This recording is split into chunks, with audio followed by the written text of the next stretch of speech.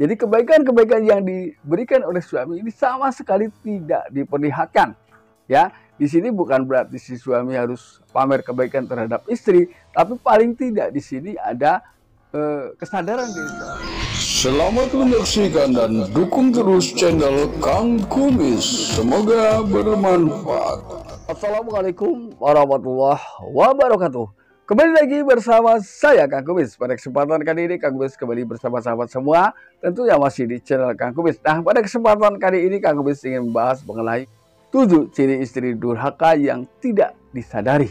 Nah, memang banyak hal yang memang itu sudah termasuk dalam definisi durhaka, namun si suami atau bahkan si istri tidak menyadari bahwa apa yang dilakukan ini durhaka. Hal ini adalah terlihat sepele ya sebetulnya. Di sini ada 7 poin yang ingin Kang Kumis jelaskan ya. Namun sebelum lanjut ke topik, gak ada salahnya silahkan sahabat semua subscribe, like, dan komen di channel Kang Kumis agar sahabat semua tidak ketinggalan informasi dan juga kabar terbaru di setiap harinya. Yang pertama, ini adalah menolak kebaikan atas perintah suami. Nah, ini adalah dengan mudahnya kadang istri beralasan ya, padahal itu adalah perbuatan baik. Nah, kenapa ini selalu saya tekankan? Karena tentunya suami punya tanggung jawab di akhirat setelah meninggal ya, atas perilaku istri yang memang tidak taat kepada suami. Nah, di sini tugas suami terus-menerus harus tetap memberikan peringatan dan nasihat sampai dia menurutinya ya, karena ketika tidak, kita juga memiliki tanggung jawab yang lebih berat lagi ya. Lalu kemudian yang kedua adalah ia selalu ingkar dengan kebaikan-kebaikan yang diberikan oleh suami. Jadi apapun yang terjadi, apapun yang ada di tengah kehidupan rumah tangga, ia tetap selalu mengatakan bahwa ini adalah berkat kebaikan saya. Jadi kebaikan-kebaikan yang diberikan oleh suami ini sama sekali tidak diperlihatkan. Ya, di sini bukan berarti si suami harus pamer kebaikan terhadap istri, tapi paling tidak di sini ada kesadaran dari seorang istri bahwa sesukses apapun memang ini adalah hasil jerih payah berdua. Ini.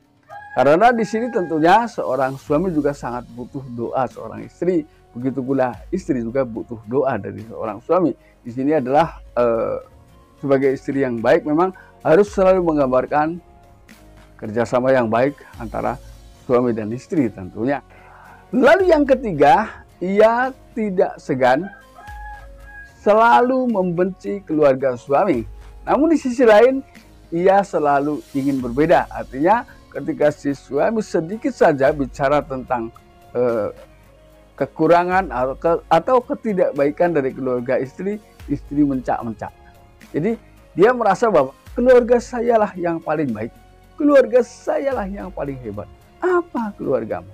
Nah, ketika si suami sudah mendengar pernyataan seperti itu, ini kan tentunya sebagai manusia biasa tidak mudah untuk menerima itu semua. Nah, inilah beberapa gambaran yang memang menggambarkan bahwa itulah perilaku durhaka dari seorang istri yang tidak pernah disadari, dan diakui atau tidak, ini banyak terjadi di tengah kehidupan kita. Lalu yang keempat, ini ia selalu mengungkit kebaikan-kebaikan yang sudah istri lakukan. Ya. Bahkan hal mungkin yang paling tidak menyenangkan adalah ketika istri sampai mengatakan, kamu menikah sama saya modal apa? Nah ini, ketika sudah sampai ke situ, ini bukan hal yang mudah kita terima. Namun sebagai istri yang baik, apapun kondisi suami, ini akan selalu disayanginya. Begitu pula sebagai suami yang baik, ia akan menerima apapun kondisi istrinya. Ini. Lalu yang kelima, ketika datang rasa cemburu, ia akan memperlihatkan cemburu yang berlebihan, cemburu yang tidak masuk logika, dan juga cemburu yang tidak memiliki alasan. Nah ini. Jadi asal cemburu doang. Ini. Tapi kalau dia dicemburui, marah besar. Ini bedanya, ya. Lalu kemudian yang keenam, ia tidak mampu menjaga perasaan suami. Ya. Bisa jadi ia mengungkap aib suami di depan orang banyak.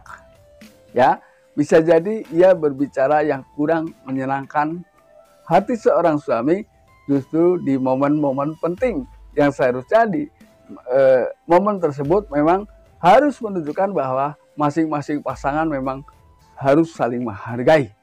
Nah, ini bedanya.